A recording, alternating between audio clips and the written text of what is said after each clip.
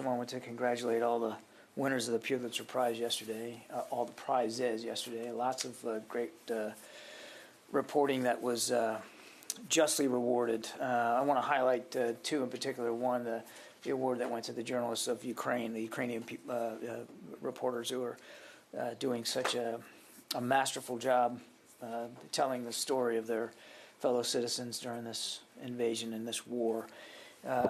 It's tough to read, tough to watch, but you know what? It should be, based on what Mr. Putin's doing, and the bravery and skill that they're showing every day is truly inspiring. Just as the work of and the fighting of the Ukrainian soldiers is. I also would be remiss if I didn't also congratulate the staff of the New York Times for the Pulitzer that they won in their coverage of civilian casualties caused by the United States military and military operations. That coverage was, and it still is, not comfortable, not easy, and not simple to address. We know that we had more work to do to better prevent civilian harm, and we're doing that work. We knew that we had made mistakes. We're trying to learn from those mistakes. And we knew that we weren't always as transparent about those mistakes as we should be. But their reporting reinforced those concerns, and in some cases gave us cause for additional concerns. And it made us ask ourselves some new and difficult questions of our own, even as it forced us to answer their difficult questions. I cannot say that this process was pleasant, but I guess that's the whole point. It's not supposed to be. That's what a free press at its very best does. It holds us to account. It makes us think, even as it informs. It changes our minds, and it helps us better at our big job of defending this nation. The talented staff and reporters in the New York Times, some of whom work in this very press corps alongside you, have done all that. And yes, we are grateful to them for it.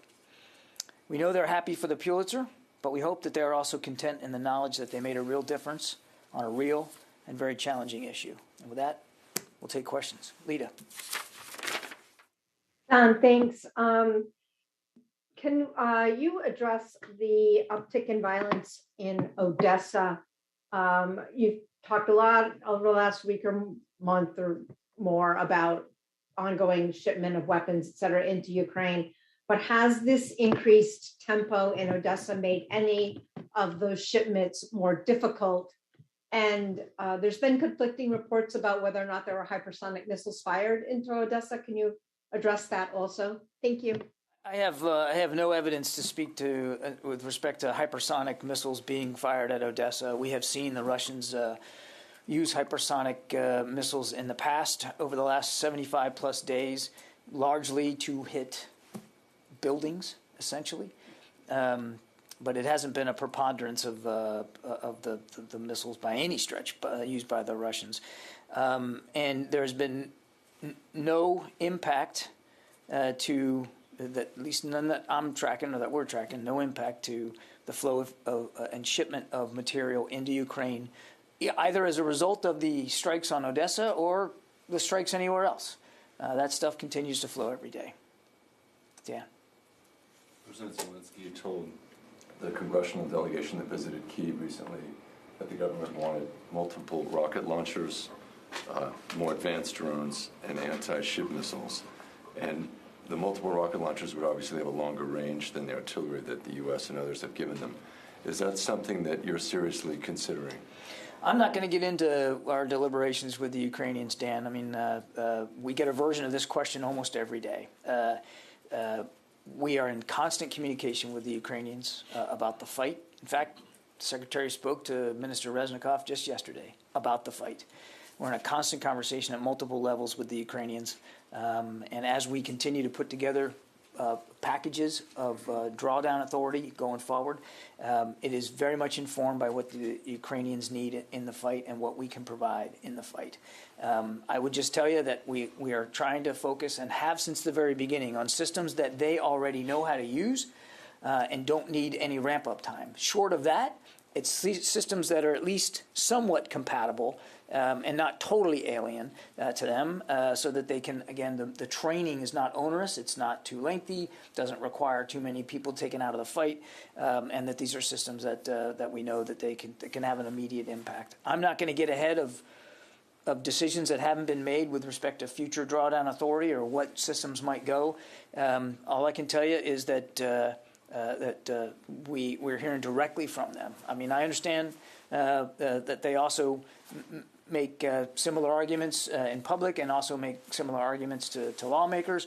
It's not as if we're not talking to them about this in real time ourselves, and we do the best we can to fulfill those needs. And if we can't, then we're working hard with allies and partners who also have access to some systems that the Ukrainians desire and or are comfortable with to get them to help provide it as well. And we're even involved in helping coordinate the shipments of that other material that isn't American into Ukraine. Go ahead. There's been an uptick, it appears, in Russian sorties. Is there any change in the airspace? Do the Russians have more control in the air? Are they closer to air superiority or no? No, we would not assess that the Russians have air superiority over Ukraine, and we would still assess that the airspace is contested. And one of the reasons it's contested is because Ukrainians still have a viable air force of their own, and they also have a very effective air defense capability, both short and long range air defense capability. And we know that it's having an impact on Russia because not only do they not have air superiority, but because of the kinds of flight profiles they're flying. Most of their sorties never even leave Russian airspace. So we're going to continue to stay focused on making sure that the Ukrainians have, that their air defense remains effective. Yeah, Sylvie. You have been speaking about the Ukrainian forces that were deployed along the Donbass front line. Is it your assessment that they are still holding this line, or did they move from this line? Oh my goodness, Sylvie, there's movement every day in the Donbass, but the Ukrainians still have a force presence in the Donbass. I'm not going to detail where it is or how many. Again, that's force disposition data and information that I don't think we need to be publicly talking about. But they are still in the Donbass. They are still putting up a very stiff resistance, and they have prevented the Russians from achieving many of the objectives that they had in the Donbass region. They're still there, still fighting hard. Tara. Pentagon's assessed that Russia is running through its stockpile of precision-guided munitions. Does this also include hypersonics? And does the Pentagon assess that Russia will be able to reconstitute this stockpile at all? I don't have an update on their hypersonic inventory, Tara. They have not fired, from our assessment, a whole lot of hypersonic missiles. And again, it's a bit of a head-scratcher why you would use a hypersonic against a building, but I'll let the Russians speak for that. And I've talked about this many times from the podium, we do assess that they are running through their precision-guided missiles at a pretty fast clip. We know that in Mariupol, for instance, their use of munitions has migrated from almost all precision-guided to a significant number of what we would call dumb bombs, non-precision-guided munitions in Mariupol. And we believe that the sanctions are part of this because it's harder for Mr. Putin to get the kinds of components that make up precision-guided munitions, and his defense industrial base is having trouble keeping up with that. I'm sorry, there was another question there.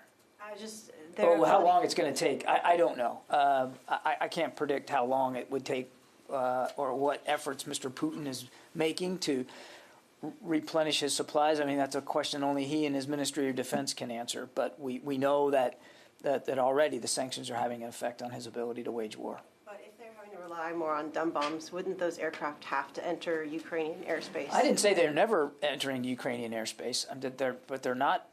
But the preponderance of them are not. I mean, and when they do, they don't stay in Ukrainian airspace very long, and that's because Ukrainian air defenses are still so effective. Yeah. Thank you, Jim. Because it's a great public interest in Ukraine, I have to return to my question I tried to discuss with you last week. It was too early, obviously. Right now, after President Biden signed the Lend-Lease for Ukraine Act, what's the situation from the Pentagon point of view? Do you have any plan how, the aid will be separated between the foreign military sales and possibly... Yeah, we're still, I think, look, we're still analyzing the Lend-Lease Act to determine exactly, specifically, what authorities and what capabilities it will help us provide. I would, remind that in many cases, it's going to require some bilateral agreements between the United States and Ukraine. That's what Lend-Lease is about. And when through Lend-Lease, when an item is given to a country, they're responsible for either returning it and maintaining it and returning it, and or providing compensation for it should it not be able to be returned. And so there's, for each item under Lend-Lease, you've got to work through that agreement. So we're still analyzing all the authorities now that the act, now the law, will give us, and we're certainly going to act in accordance with the law, certainly within the spirit and the intent of it, but it's just too early to know with granularity exactly what that's going to mean. In the meantime, however, we continue to urge Congress to pass the President's supplemental request, which he asked for $33 billion. $5 billion of that would include drawdown authority, additional drawdown authority, so that we can continue uninterrupted providing things out of our own stocks. Yeah. Go ahead. Hi, John. Hey, Nice Mike. to see you. How are you? It's fine. hard with the lights sometimes to see everybody's face. What's going on? Can I ask you a sort of general question?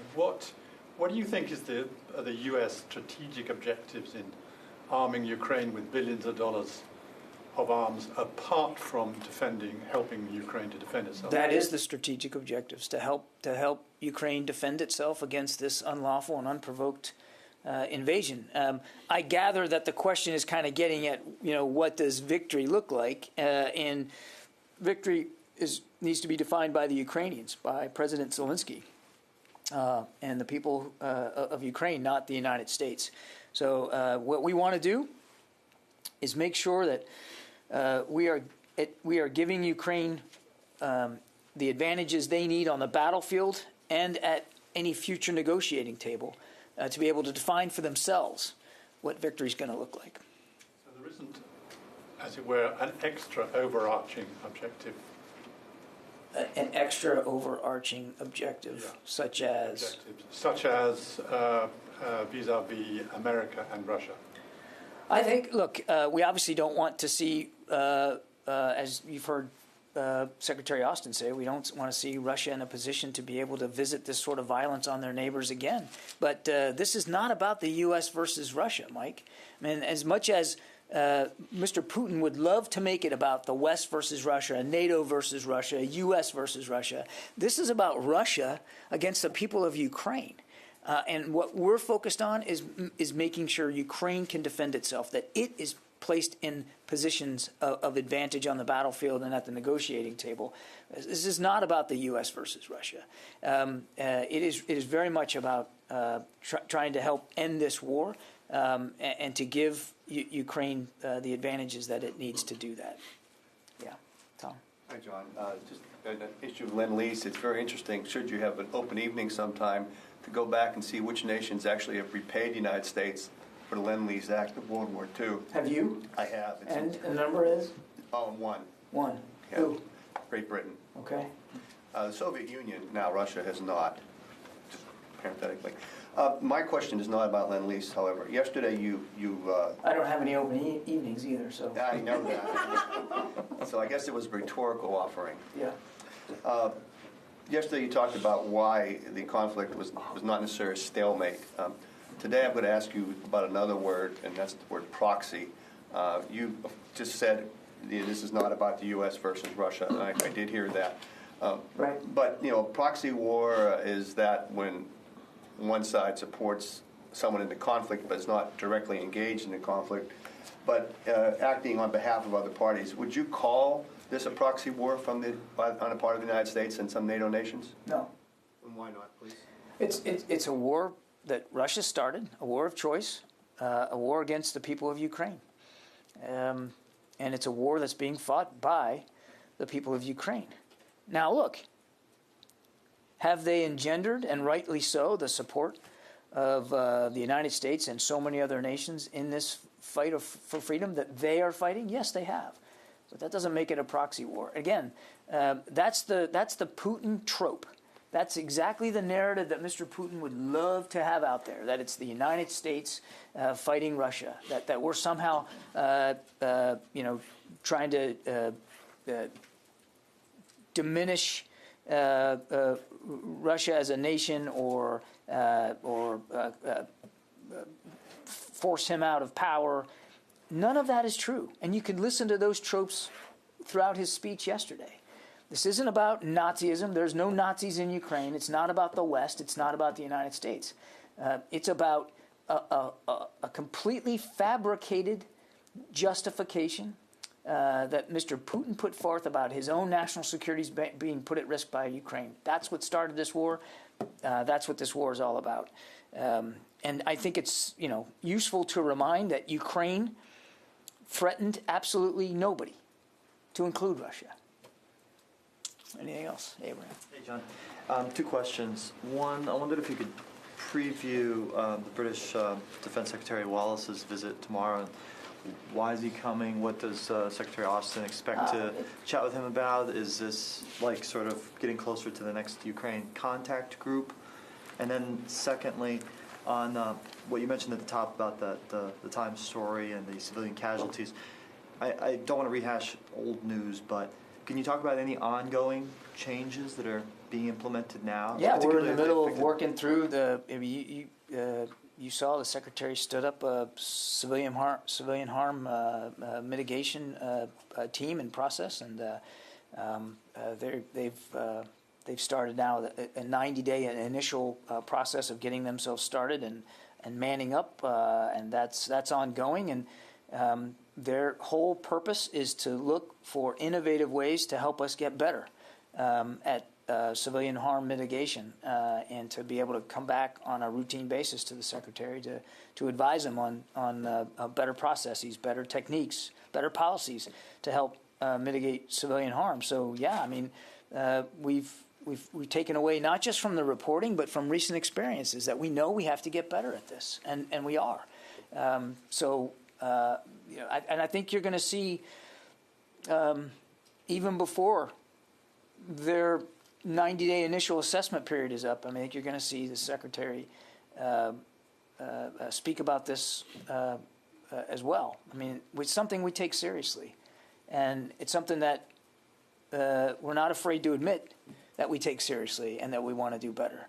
Unlike Russia, unlike the unmitigated violence and destruction that they're causing on the people of Ukraine,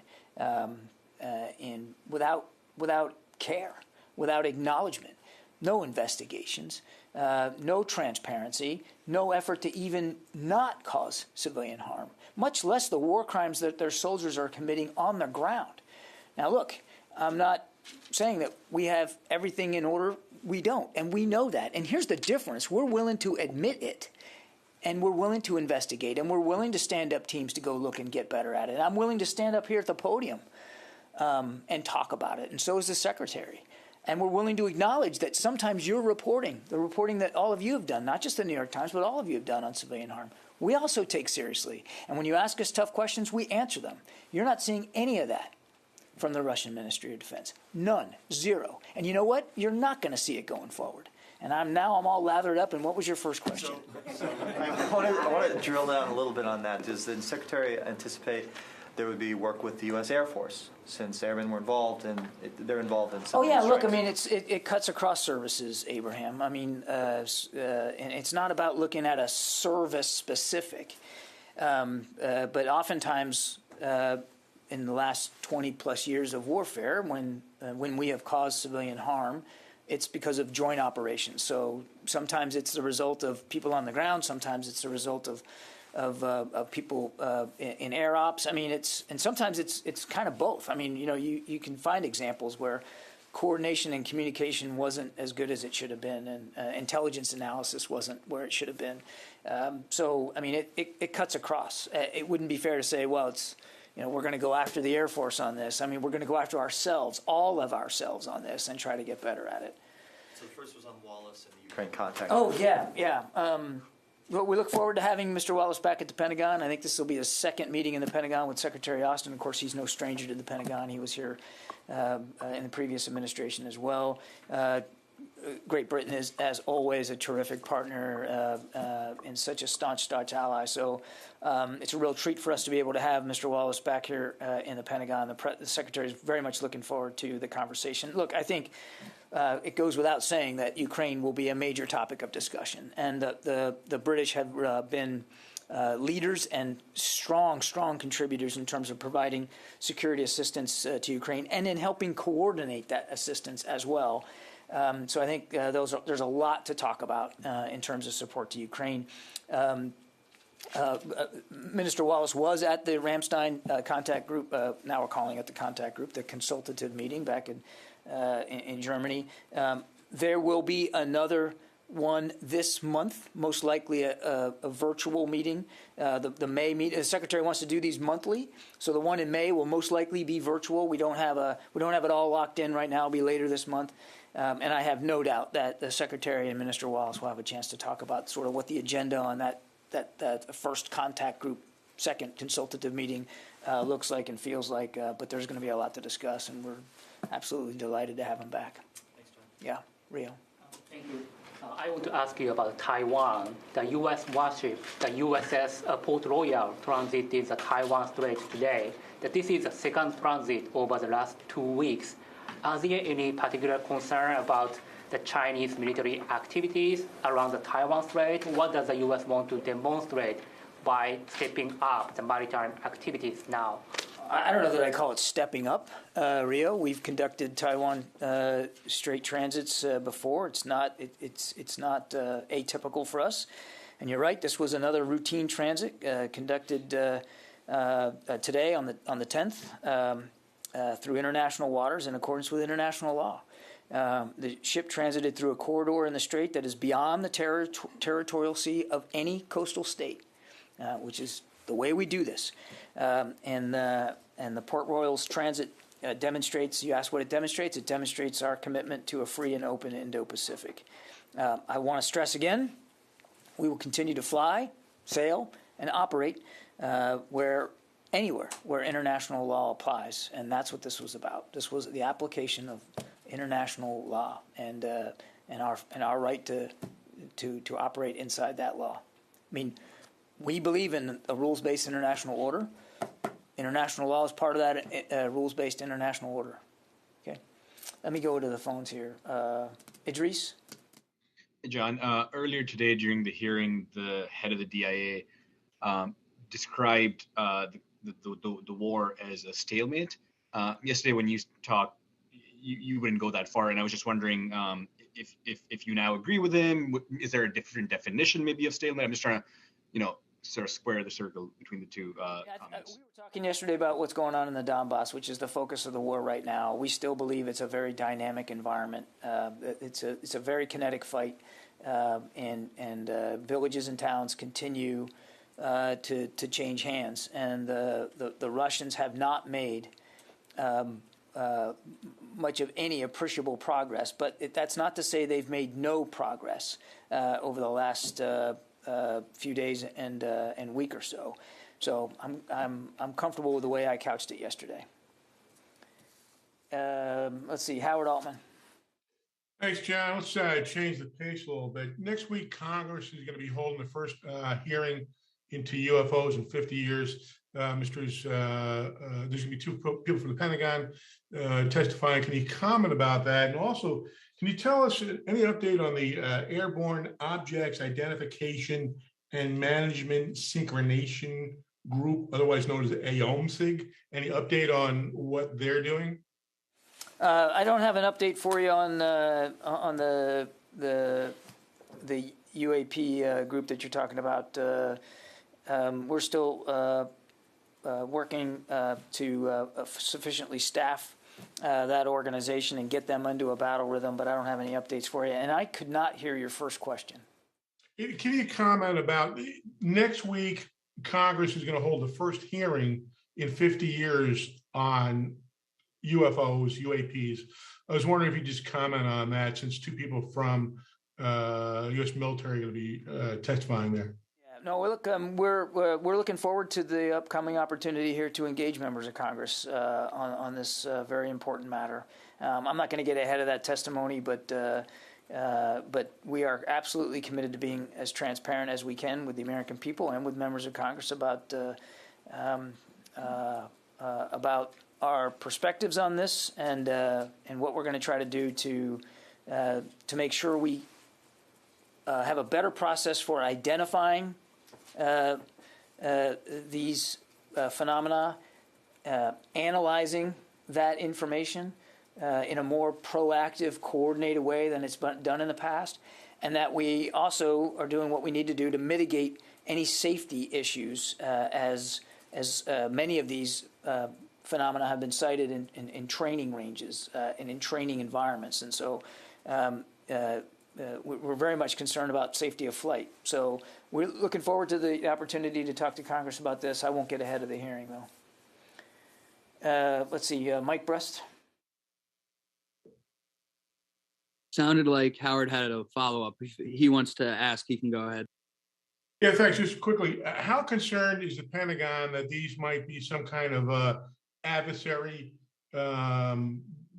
objects from somebody like China or Russia, et cetera? We don't have a view on that, Howard. I mean, there's been enough of the sightings in terms of, particularly in terms of training ranges, that we do have, we think, legitimate safety of flight concerns here. But the department hasn't come to a conclusion about what all these phenomena are, what they represent. That's why we're putting this group together, so that we can do a better job of just collating the information. It's been sort of ad hoc in the past in terms of a pilot here or a pilot there seeing something, and the reporting procedures haven't been consistent. So what we're trying to do with this group is get together a process here, and I know process isn't very fun for you to report on, and probably not very fun for me to talk about, but that's what we need. We need a better process. That's what this group is going to do for us. Let's see, Mike, go ahead. Thank you. To follow up on Abraham's question, OSD said back at the end of February that General Michael Garrett's investigation into the 2019 strike in Syria was in its final stages, and we haven't heard anything about it since, so I thought I'd ask.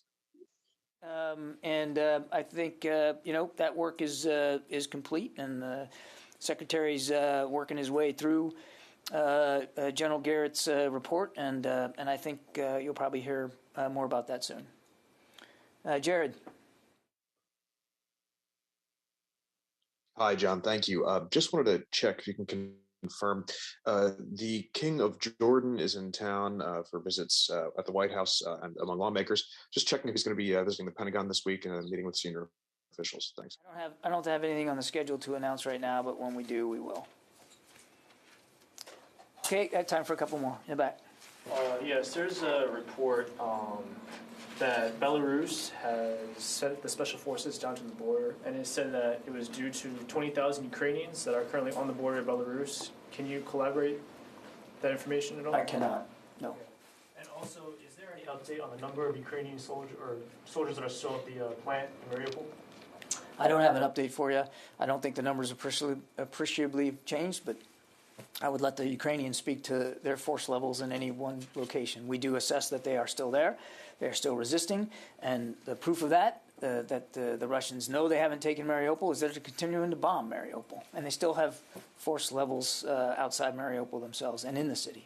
Did you have one? I wanted to give you an opportunity to respond to this Russian media report that's saying that the U.S. and NATO have military equipment lined up on Finland's border with Russia. Is that just a bogus Russian claim, or is there any truth behind that? Bogus. Okay. Thanks, everybody.